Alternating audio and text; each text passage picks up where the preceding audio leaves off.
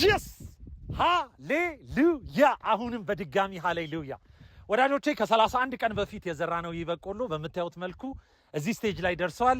ይሄንኛው ማሳ ኦልሞስት ፐር ሄክታር ኮመንሊ በሚዘራበት ስታንዳርድ ነው የዘራነው። ኦልሞስት 66000 ዘር ነው ለመጣል የሞከርነው።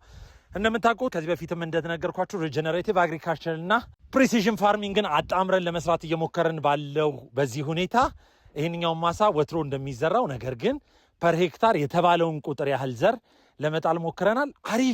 አሪፍ ውጤት አግኝተናል። በዚህ ዓመት በተለየ ሁኔታ ዝናቡ በቆንጆ ሁኔታ ላይ ነው ያለው።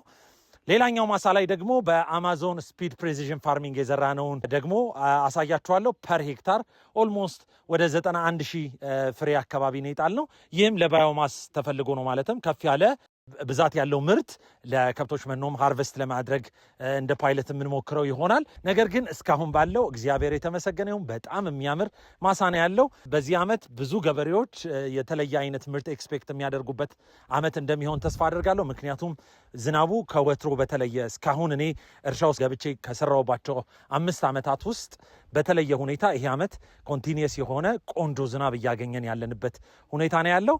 ይመቻችሁ፣ ደስ ብሎኛል።